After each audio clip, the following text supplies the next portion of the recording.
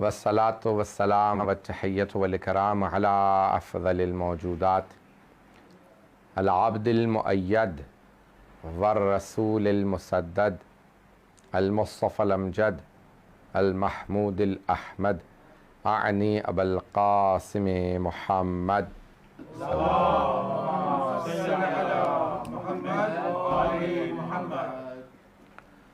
व अला रूहिही व नफ्सिही व सहरिही व वसिय्यिही सय्यदिल अत्क़ियाए वल अस्फ़िया मौलल मवाली इमामिल मुत्तक़ीन अली इब्न अबी तालिब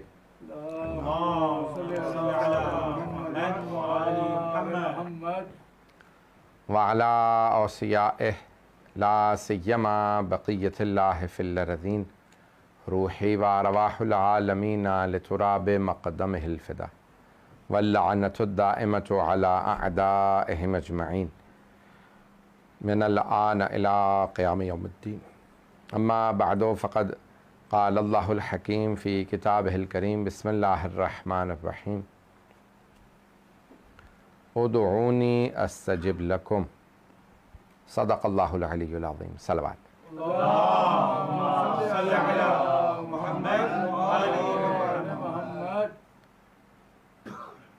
ये अशरा मजालिस मुहर्रमुल हराम का पहला अशरा और 1442 हिजरी की ये मजालिस हैं जो हमारे इन ईस्ट लंदन के इमाम बारगाहों ने बर्पा की, जिसमें Imamia mission east London, Sakina trust और मुस्लिम काउंसिल ऑफ एसेक्स ने मिलके इस अशरा मजालिस को बर्पा किया।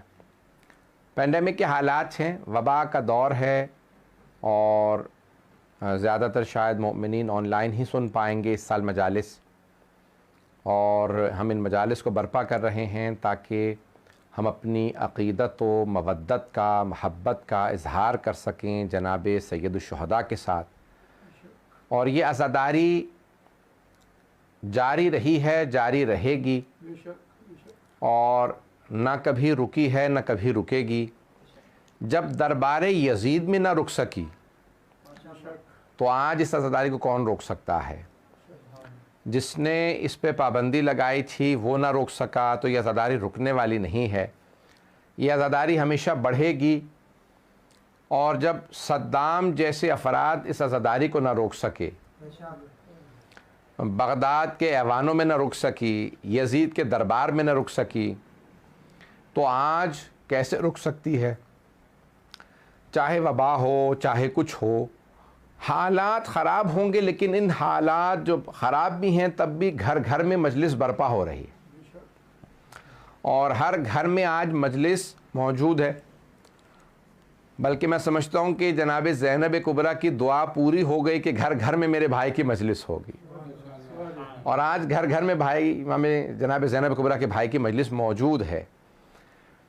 और अज़ादारी की मुखालफत करने वालों को हम बताते चलें कि जो भी अज़ादारी की मुखालफत करते हैं, याद रखें कि अज़ादारी की मुखालफत करने वाला हवाओं में फट के बिखर जाता है। ये अज़ादारी रुकती नहीं है। आज दुनिया गवाह है कि जितने भी लोगों ने अज़ादारी की मुखालफत की वो ख़त्म हो गए, अज़ादारी बाकी है, क्योंकि ये अज़ादारी जनाब सैयदुश्शुहदा से अल्लाह सुब्हानहू व तआला का वादा है कि हुसैन आपका नाम बुलंद रहेगा, जो भी अल्लाह की खातिर क़ुरबानी देता है। तो मैंने जो मौजू लिया अशरे का, आपने आज से अंदाज़ा लगा लिया होगा कि मैं इस अशरे को दुआ के मौजू पे पेश करना चाहता हूँ। और दुआ एक ऐसा मौजू है कि जिसमें बहुत वुसअत है। मैं इंशाअल्लाह ताला जिस कदर हो सकेगा कोशिश करूँगा कि इस महवर ही के गिर्द मेरा मौजू घूमता रहे। और बहुत से इन इमाम बारगाहों के जो ज़िम्मेदारान हैं, मोमिनीन हैं, बहुत से मौज़ूआत उन्होंने भी दरख्वास्त किए हैं।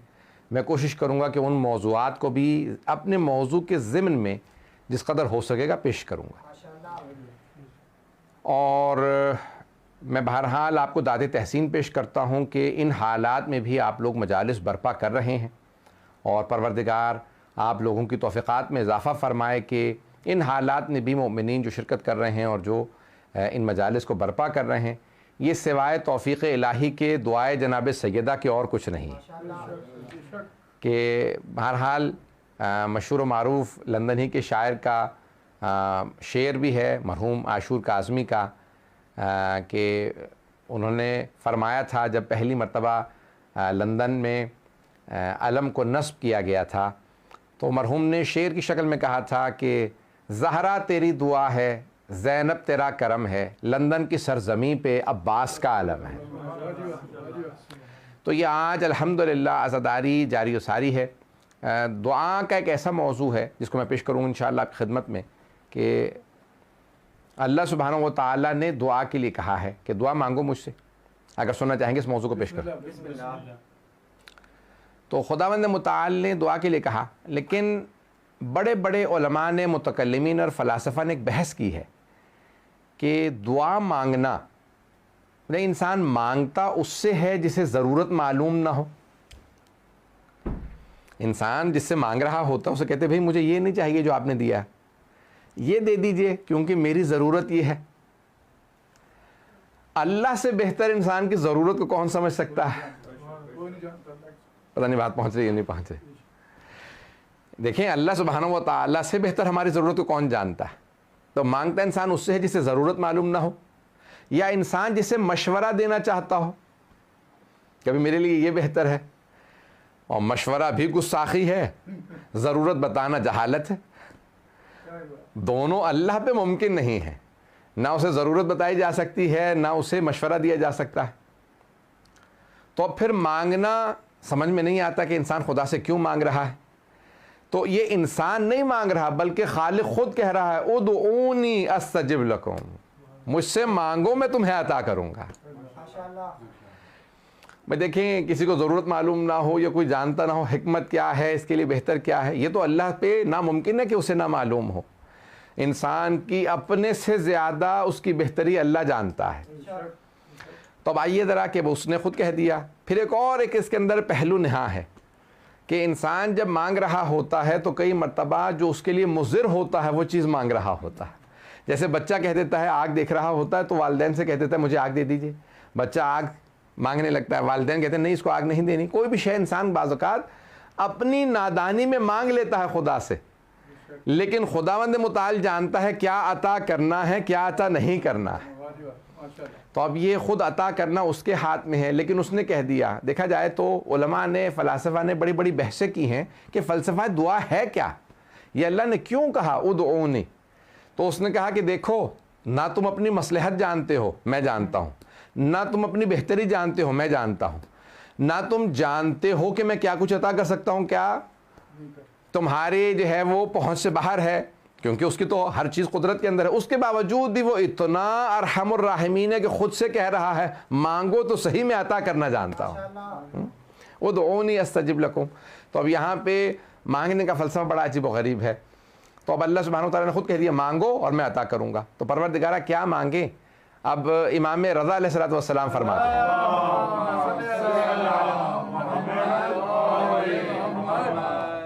अद्दुआ मुख्खुल इबादा। मुख कहा जाता है मग़ज़ को, दिमाग को। तो इमाम फरमाते हैं अद्दुआ मुख्खुल इबादा, इबादतों के मग़ज़ का नाम दुआ है।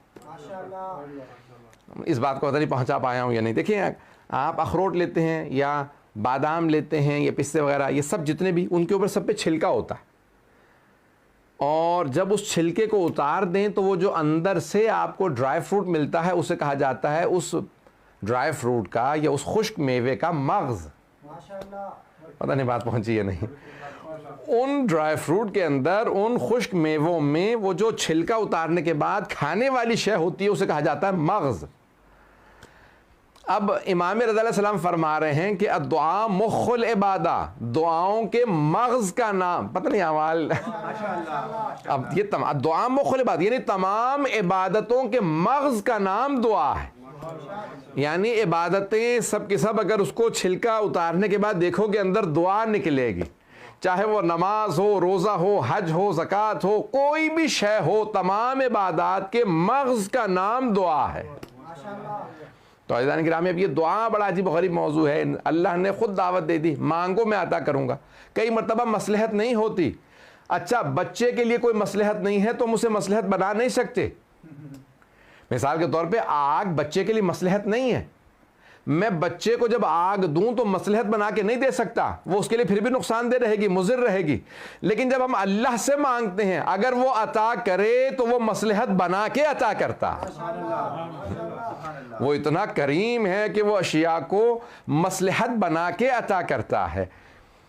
मैं सिर्फ एक इशारा करूंगा कि बाज़ औक़ात कहा जाता है भाई इनके वसीले से मांग लो तो मिल जाएगा, है ये नहीं है कि वसीले से मांग लो। तो अब हमारे बहुत बड़े उस्ताद थे, अखलाक के इंतकाल हो गया क़ौम मुक़द्दस में, उनसे एक वाक़या पेश कर रहा हूँ। तो फरमाते हैं कि एक नौजवान अक्सर जो है वो इमाम रज़ा अलैहिस्सलाम के हरम पे जाता, अल्लाहुम्मा सल्ली अला वअज्जिल फ़रजह, इमाम के हरम पे जाता और अक्सर जो है दुआ मांगता, मौला मैं फ़लाँ ख़ानदान में शादी करना चाहता हूँ, उस लड़की से मेरी शादी हो जाए। जवानों की जो हर एक की आपको पता ना, बूढ़ा आदमी कुछ दुआ मांगता है, वो औलाद के लिए, बच्चा जो है वो करियर के लिए, जवान जो है वो शादी के जैसे होती है। हर एक इंसान की ज़रूरियात मुख्तलिफ। तब जवान हमेशा कहता परवरदिगारा मेरी दुआ हो, ये कबूल हो जाए, मेरी जगह शादी हो जाए। इमाम के हरम में जाने लगा, हर रोज़ मस्जिद चला जाता, टिकट लेता, बहुत ज़्यादा, मौला मेरी यहाँ शादी हो जाए। बहरहाल एक दिन एक बाहर निकला तो देखा बुजुर्ग आलिम दीन आ रहे हैं। कहा मैंने इमाम रज़ा के हरम में इतनी दुआएं मांगी हैं, मेरी वहाँ शादी ही नहीं हो रही। तो कहीं वो बुजुर्ग आलिम दीन थे, उन्होंने कहा तुमने देखा है मौला के वहाँ कदमों में आगे एक छोटी सी कब्र है, बाहर निकलने के बाद दूसरे सहन में, दूसरे एक हॉल में। कहा हाँ शेख बहाई की। कह लेंगे हाँ शेख बहाई की। कहा वहाँ जाके मांगो तो शायद वहाँ से मिल जाए। शेख बहाई बहुत, हमारे शेख बहाउद्दीन आमिली बहुत बड़े लुबनान के आलिम दीन थे, ईरान आ गए थे और हरम सारा उन्होंने डिज़ाइन किया था। अब मैं थोड़ी सी तफसील दे दूँ उनकी, अगर सुनना चाहें। शेख बहाई एक आम आलिम नहीं है, तमाम उलूम में माहिर थे। कशकोल बहाई मशहूर, उनकी किताब अल कशकोल बहुत मशहूर है, बड़े बड़े उलमा, और उसमें बेइंतहा मतालिब है। बहुत सी किताबें उनकी, और उनकी आमाल की किताब मिफ्ताहुल फलाह के नाम से मशहूर है। बहुत किताबें उनकी, और बहुत काबिल आलिम, इल्म जफ़र वगैरह के माहिर थे। हरम इमाम रज़ा उन्होंने डिज़ाइन किया। बादशाह ने उस ज़माने में कहा कि भाई हरम डिज़ाइन कर दें, आप नक्शा अच्छा बना लेते हैं। आर्किटेक्ट भी थे, फ़क़ीह भी थे, उसूली भी थे, मुफस्सिर भी थे, मुहद्दिस भी थे, अदीब भी थे, तमाम उलूम में माहिर थे। शेख बहाउद्दीन आमिली बहुत बड़ा नाम है, बहुत बड़ा नाम है। अब ये हौज़े वाले समझ सकते हैं। तो उनके लिए मिलता कि भाई वो गए, कहेंगे मैं जा रहा हूँ, ये हरम डिज़ाइन कर रहे थे। कहा भाई ये सदर दरवाज़ा ये है, ये मेन गेट होगा, यहाँ पे ये तावीज़ लिखा जाएगा, ये आयात लिखी जाएंगी, और जब मैं आऊँगा तो मुकम्मल करना।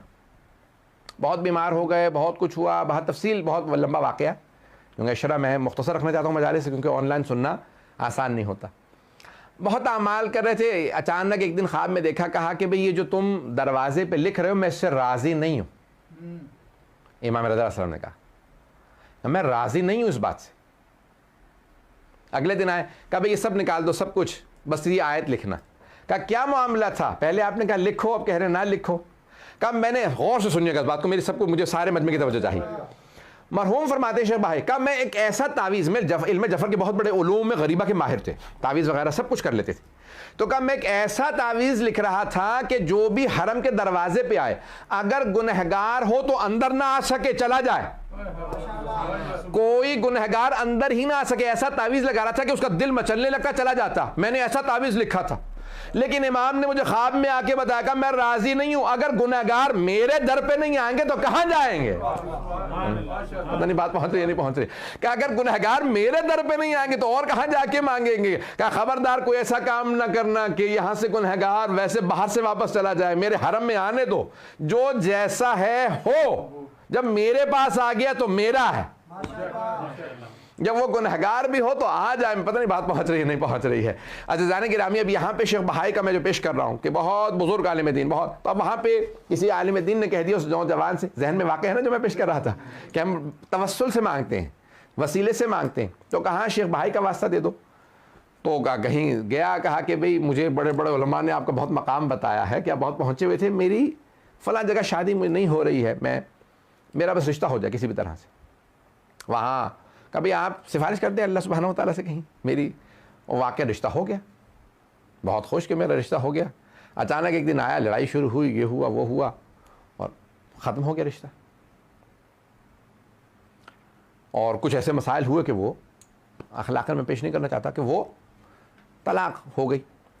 आया बहुत गुस्से के अंदर शेख भाई की कब्र पे, कहा अगर देना नहीं आता तो उन्हीं से सीख लो जिनके पास बैठे हो। पता नहीं बात पहुंची या नहीं पहुंची। कहा मैं इतने महीनों से इमाम रज़ा अलैहिस्सलाम के आ रहा था ज़रिए मुक़द्दस पे, मेरी दुआ कबूल नहीं हो रही थी, मुझे समझ में नहीं आ रहा था क्यों दुआ कबूल नहीं हो रही। पता नहीं लोग हैं या नहीं। अज़ीज़ान गिरामी, अता करने वाली हस्ती को मालूम है क्या अता करना है, क्या अता नहीं करना। तो अल्लाह बाज़ औक़ात हम लोग बहुत ज़्यादा मौलाना कोई ऐसा वजीफ़ा बता दें, कोई ऐसी दुआ बता दें, कोई ऐसी आयत बता दें, कोई तस्बीह बता दें कि जैसे भी हो दुआ कबूल हो जाए। भाई जब आप बहुत ज़्यादा दुआ मांग रहे हैं, हम आमाल बता देते हैं, लेकिन मसलहत को अल्लाह ही बेहतर जानता है। इसलिए इंसान जो है वो बस कोशिश करता रहे और वो दुआएं जो कबूल नहीं होती उनसे भी परेशान ना हो। अल्लाह सुब्हानहू व तआला उन दुआओं का भी एक ख़ास नतीजा रखता है, एक ख़ास सवाब रखता है जो इंसान नहीं समझ सकता। आज दो पहलू और पेश करूँगा इससे पहले कि मैं आज की मजलिस को तमाम करूँ, अगर सुनना चाहेंगे तो दो पहलू और पेश करना चाहता हूँ आज की इस मजलिस के हवाले से।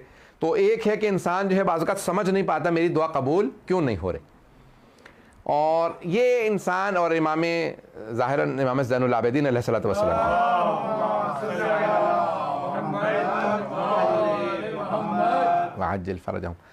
की हदीस से आप फरमाते हैं कि अगर इंसान अपनी वो दुआएं देखे जो कबूल नहीं हो रही, उनका सवाब देख ले रोज़े क़यामत के मरने के बाद पूछे रहे ये तो सारे मैंने अमाल किए ही नहीं थे, फरिश्तों से कहेगा भाई गलत तो नहीं तुमने दे दिया नामा अमाल, ये मेरा नहीं है, मेरी तो नेकियां इतनी थी नहीं, ये इतना सवाब का, ये उन दुआओं का सवाब है जो कबूल नहीं हुई थी। वो दुआएं जो कबूल नहीं हुई उनका इतना सवाब है। तो इमाम फरमाते हैं कि रोज़े क़यामत बहुत से लोग अपनी दुआओं के सवाब को, दुआएं जो कबूल नहीं हुई उनके सवाब को देखने के बाद एक मरतबा कहेंगे परवरदिगारा तू कोई दुआ कबूल ना करता, कोई दुआ कबूल ना करता, वो हमारे लिए बेहतर होता ताकि हमें इतना अजर सवाब मिल जाता। परवरदिगारा तूने वो जो दुआएं कबूल नहीं होती उनमें इतना अजर सवाब रखा है कि इतना अजर सवाब है वो जो दुआएं कबूल नहीं होती। हम परेशान हो जाते हैं दुआ कबूल नहीं हो रही, कई मरतबा उसकी मुख्तलिफ मसलहतें होती हैं। मैं आज जो पेश कर रहा था एक पहलू ये मुकम्मल कर दूँ आज ताकि फिर मुझे आइंदा आसान हो जाएगा। तो कई वजूहात होती हैं कि दुआ कबूल नहीं हो रही होती, चंद मैं आज पेश करूंगा, चंद मैं फिर इंशाअल्लाह आने वाले दिनों में, आने वाली मजालिस में पेश करूंगा। एक वजह वो कहते हैं कि अगर इंसान, एक हदीस नबवी है और ये मकारिमुल अखलाक मरहूम तबरसी की 700 साल पुरानी किताब है, रसूल इस्लाम की सीरत के ऊपर है मकारिमुल अखलाक।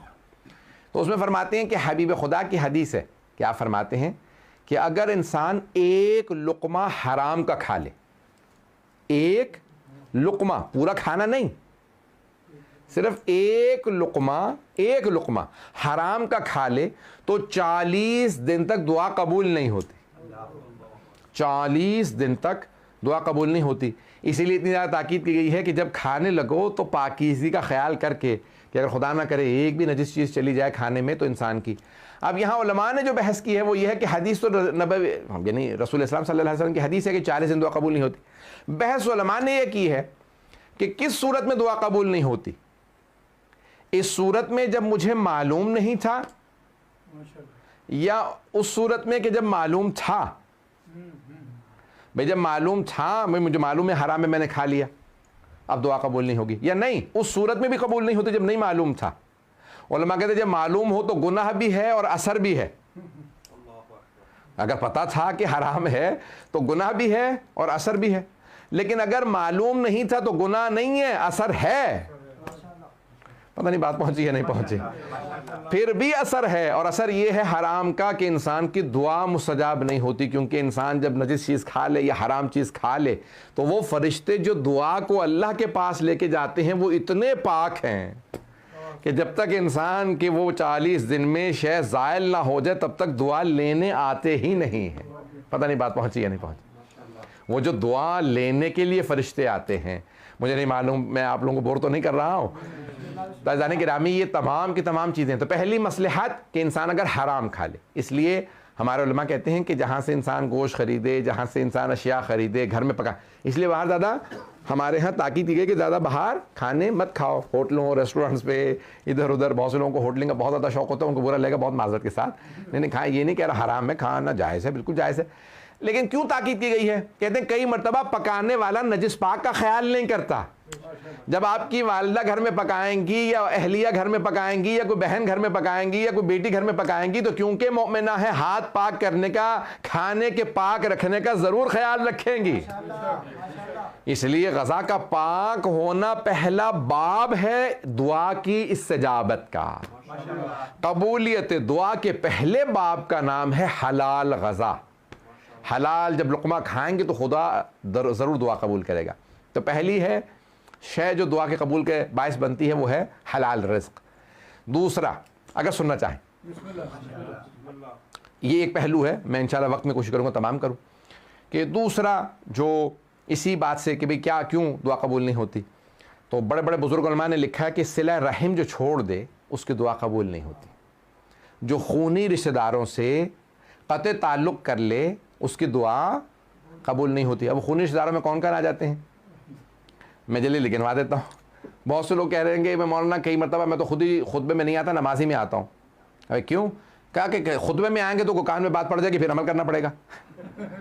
तो इसलिए हम आते ही नहीं, खुतबे में सिर्फ नमाज़ पढ़ लेते हैं कि भाई जुम्मा पढ़ो, इंसान को खुतबा कौन सुने, उसके अंदर फिर बेवजह उन पर अमल भी करना पड़ेगा। तो जाने के नहीं, ऐसा नहीं होना चाहिए। मोमिन वो है कि जो चाहता है, कुरान की आयत है कि यत्तबिऊना, यानी जो अहसन कौल को, अच्छे कौल को सुने और उस पर अमल करें। मोमिन वो होता है कि जो अच्छी बात को सुन के उस पर अमल करना चाहे। तो अब यहाँ एक मसलहत ये है कि दुआ कबूल क्यों नहीं होती है उसमें, कि जो खूनी रिश्तेदारों से क़त्अ ताल्लुक़ कर ले। खूनी रिश्तेदारों में कौन कौन आ जाता है? सगे बहन भाई,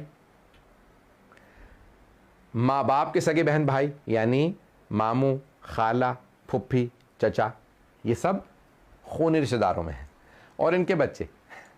अब ये खूनी रिश्तेदारों में हैं, कहते हैं कि वो इतने ज़्यादा हो गई है, तो ये सब खूनी रिश्तेदार हैं कि इनसे क़त्अ ताल्लुक़ ना करें। हमारे एक उस्ताद कहा करते थे कि अगर तुमने ख़ानदान वालों से क़त्अ ताल्लुक़ कर रखा है तो हमारे आमाल में ना आना, तुम्हारी वजह से हमारी भी इबादत कबूल नहीं होंगी।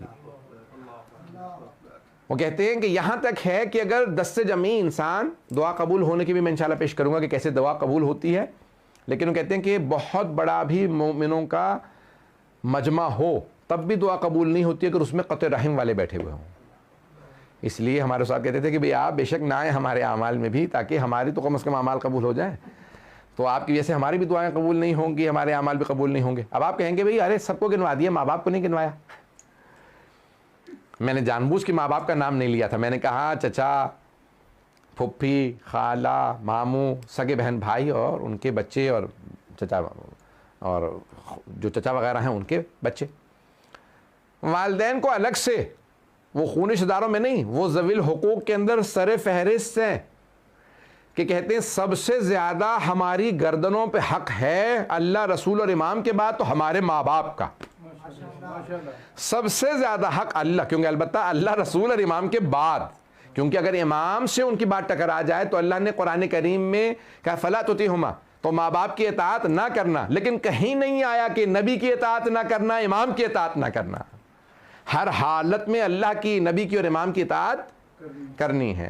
कहीं नहीं इंसान कह सकता भाई यहाँ पे मैं माज़अल्लाह इमाम की इताअत से खारिज हूँ। किसी भी जगह इंसान खारिज नहीं है। आप जब भी कुछ भी कर रहे हैं तो हर जगह पे इमाम की इताअत ज़रूरी है। लेकिन कहीं ऐसा हो सकता है कि माँ बाप की इताअत ना हो, जहाँ पे भी अल्लाह, रसूल और इमाम के हुक्म से टकरा जाए तो वहाँ उनकी इताअत नहीं की जाएगी। पता नहीं बात पहुँची या नहीं पहुँची। मिसाल के तौर पे माँ बाप कहते हैं नमाज ना पढ़ो, ये नहीं छोड़ सकते नमाज, चाहे वालिदैन कह दें, क्योंकि अल्लाह के हुक्म से टकरा रही है बात। नबी के हुक्म से या इमाम के हुक्म से टकराए तो फिर माँ बाप की इताअत वाजिब नहीं है। इताअत वाजिब नहीं है, लेकिन गुस्ताखी फिर भी नहीं कर सकते, गुस्ताखी फिर भी नहीं कर सकते। तो अब माँ बाप ज़वील हुकूक के अंदर आ जाते हैं, तो जिनसे इंसान अगर क़त्अ ताल्लुक़ कर ले तो दुआ कबूल नहीं होती। मैं जल्द से एक रिवायत सुना दूँ अगर सुनना चाहें। मौजू मेरा यही रहेगा, मैंने ले लिया, तो अब ये मजाले जो हैं आप 10 दिन बर्दाश्त कीजिएगा। तो बराए खुशनुदी मोहम्मद व आले मोहम्मद, आवाज़ बुलंद सलवात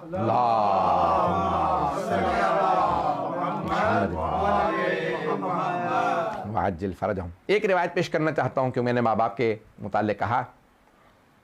शेख अब्बास क़ुम्मी ने इसको मनाज़िलुल आखिरा, उनकी किताब है, वहाँ दर्ज फरमाया फरमाते हैं कि सहाबा आए, कहा या रसूलल्लाह आपके एक जवान सहाबी, जवान कुछ ने कहा जो अंडर 30 हो उसे जवान कहा जाता है, कुछ ने कहा नहीं अंडर 40 को भी जवान ही कहते हैं। बहरहाल क्योंकि जवान 40 के बाद फिर इंसान पुख्ता हो जाता है, तो बहरहाल मैं उससे बहस नहीं कर रहा, कोई ये बहस ना करे मैं अभी जवान हूँ, आपने कैसे कह दी 40 से पहले, ये क्या, ये 40 के बाद वाला जवान नहीं, जवान सभी हैं इंशाल्लाह, जब तक कि अल्लाह ने तो असहाब कहफ को भी कहा फिचिया इन्नहुम फिचिया, वो जवान थे जबकि बूढ़े थे, सबने लिखा बूढ़े थे। अगर इंसान के अंदर ईमान है तो बूढ़ा भी जवान है। हजरत हबीब इब्न मुज़ाहिर 80-90 बरस के हैं लेकिन फिर भी जवान हैं, और अगर कोई जवान हो और बेईमान हो फिर भी बूढ़ा है, तो इसलिए ईमान शर्त है। तो अब बहरहाल कहा जवान साहबी लेकिन बज़ाहिर जवान थे, यानी 30 के आसपास। क्या या रसूलल्लाह वो इंतकाल कर रहे हैं या उनकी रूह नहीं निकल रही, रिवायत बड़ी सख्त है, का वो जान कनी की हालत में है, यानी सकरात मौत का, अरबी में कहते हैं सकरात मौत, लेकिन रूह नहीं निकल रही। तो हबीब खुदा तशरीफ़ लाए, खुद उसकी बालीन पे घर आए, कभी चलो मेरे साथ चलो चलते हैं, घर गए, इजाज़त ली घर में अंदर आ सकते, हाँ या रसूलल्लाह आप तशरीफ़ लाइए। देखा तो उस जवान के साथ एक बूढ़ी खातून खड़ी, पैगंबर बैठे और उस जवान से कहने लगे कहो ला इलाहा इल्लल्लाह। जवान ने कोशिश की, ला इलाहा इल्लल्लाह कहा नहीं गया। कौन? हबीब खुदा खुद उसके बिस्तर मर्ग पे आए और वहां पे आने के बाद कहते कहो ला इलाहा इल्लल्लाह। दोबारा पैगंबर ने दोहराया, कहो ला इलाहा इल्लल्लाह, कहा नहीं जा रहा। तीसरी बार आपने फरमाया कहो ला इलाहा इल्लल्लाह, तो कोशिश कर रहा था लेकिन पूरा बदन उसका जैसे बहुत कमज़ोर, नहीं, उससे बोला नहीं जा रहा। तो पैगंबर ने फ़ौरन सवाल किया, कहा क्या इसकी माँ जिंदा है? ये सबको सबक दे रहे हैं। कहा क्या इसकी माँ जिंदा है? उस खातून ने, बूढ़ी खातून ने कहा हाँ मैं इसकी माँ हूँ। कहा क्या आप नाराज़ हैं इससे? कहा हाँ मैं नाराज़ हूँ। कहा 5 साल हो गए मेरी इसकी बोलचाल बंद है, ना ये मुझे सलाम करता है ना मैं इससे मिलने आती हूँ, अभी मुझे पता चला मर रहा है तो मैं आ गई। 5 साल से माँ बेटे की बोलचाल बंद थी। तो जनाबे रिसालत महब सल्लल्लाहु अलैहि वसल्लम ने फरमाया,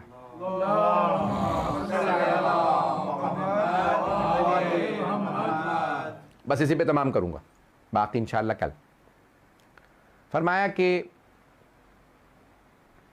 क्योंकि आप माँ से कह रहे हैं रसूल खुदा, और कौन मौजूद है ला इलाहा इल्लल्लाह पढ़ाने के लिए? खुद रसूल खुदा। का क्योंकि आप राज़ी नहीं हैं, इसकी रूह निकलने में तकलीफ़ हो रही है, इसकी रूह नहीं निकल रही, आप इसे माफ़ कर दें। तो माँ ने कहा कि मुझसे क्योंकि रसूल खुदा ने फरमाया है, मैंने इसे माफ़ किया। जैसे ही कहा ना मैंने माफ़ किया, तो अब फ़ौरन रसूल खुदा ने उस जवान का रुख किया, कहा अब कहो ला इलाहा इल्लल्लाह। तो उस जवान ने अदा किया ला इलाहा इल्लल्लाह, उसने फ़ौरन कहा ला इलाहा इल्लल्लाह। जैसे कहा ना तो पैगंबर इस्लाम ने कहा क्या देख रहे हो?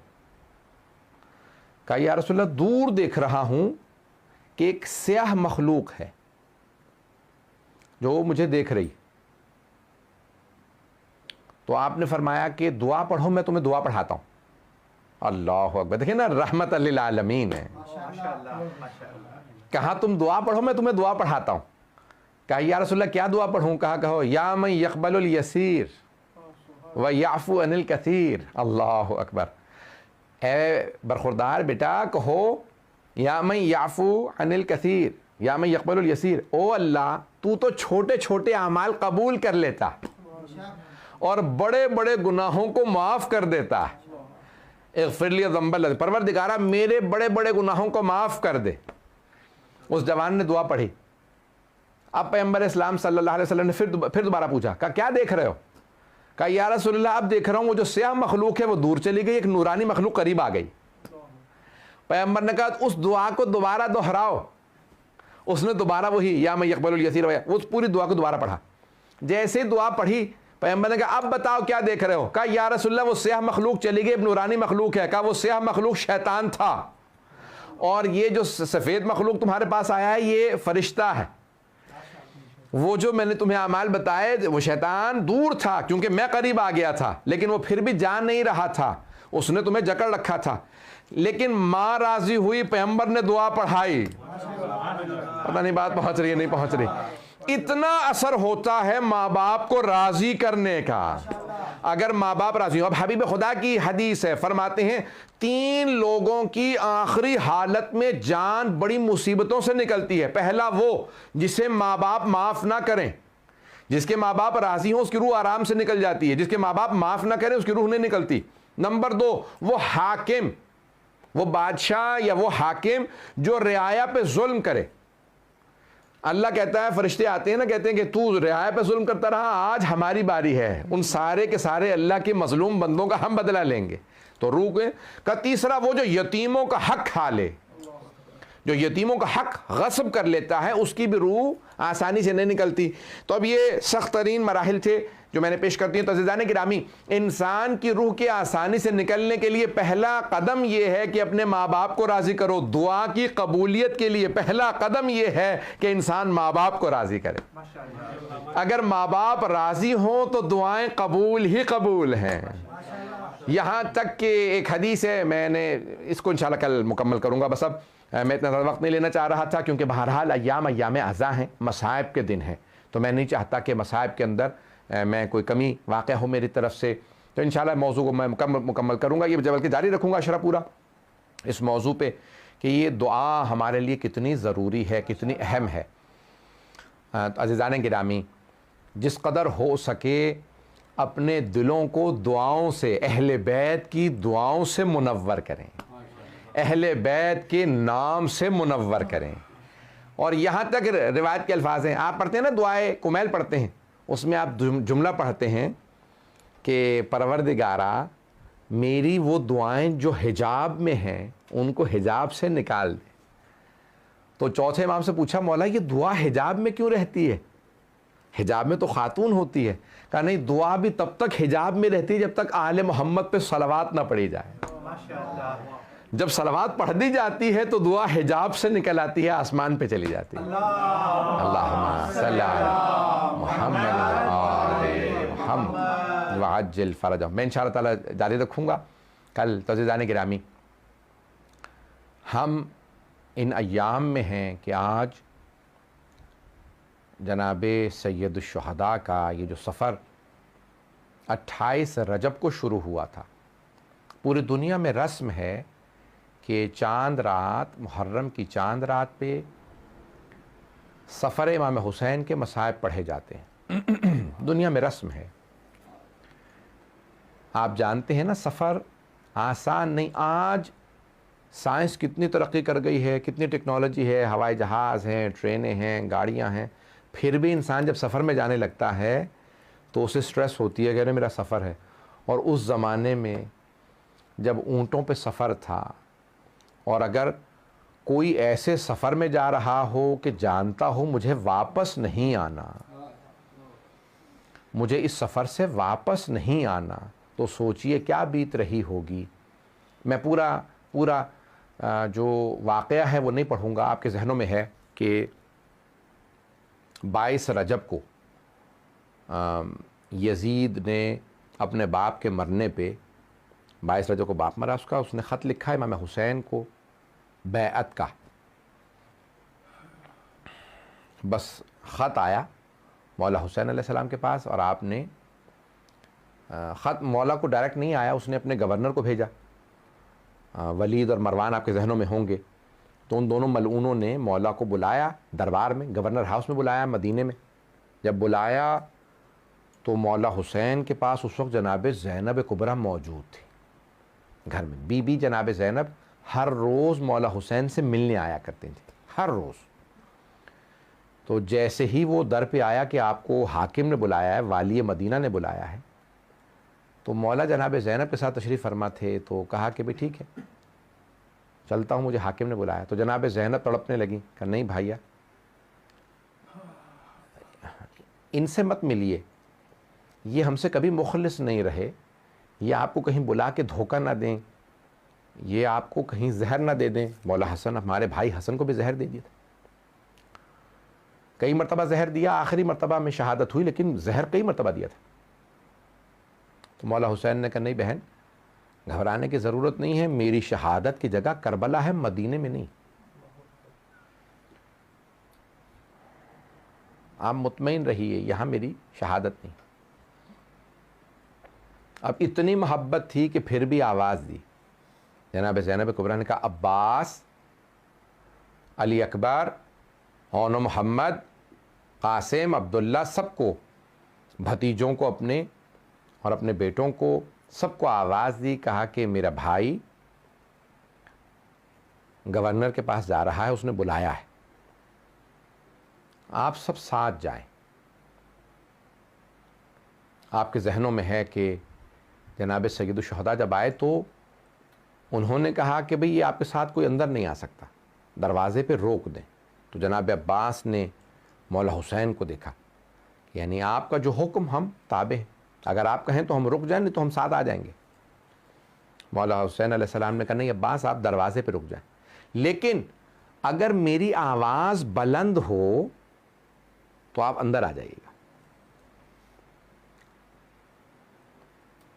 अब जनाब अब्बास अलैहिस्सलाम दरवाज़े पे खड़े हैं, उन्होंने फ़ौरन दरवाज़ा अंदर से बंद कर दिया और वलीद जो है उसने, वो ज़ाहिरन वज़ू कर रहा था, और मरवान ने कहा कि बड़ी बुरी ख़बर आई है शाम से, खलीफा का इंतकाल हो गया और नए खलीफा यजीद इब्न मुआविया हैं और उसने आपसे बैअत मांगी है। यानी उसने अपने अंदाज से कहा। मौला हुसैन अलैहिस्सलाम ने कहा कि भाई अगर ये अच्छी चीज़ है बैअत मांगना, तो तुम मुझसे तन्हाई में बैअत क्यों मांग रहे हो?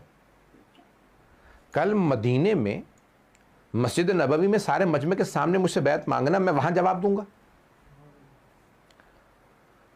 ये तन्हाई में छुप के दरवाजे बंद करके बैअत क्यों मांग रहे हो? कहा नहीं हुसैन, यहाँ खामोशी से बैत कर लीजिए, आपके लिए भी मसला होगा बैत का, हम जानते हैं आप बैत नहीं करना चाहते, यहाँ खामोशी से बैत। मौला ने कहा नहीं, मैं यहाँ जवाब भी नहीं दूंगा, ना बैत करूँगा ना ही जवाब दूंगा। जवाब मैं मजमे में दूंगा, तुम मजमे में मुझसे सवाल करो, सारे लोगों के सामने कहो कि बैत करो, मैं वहाँ जवाब दूंगा।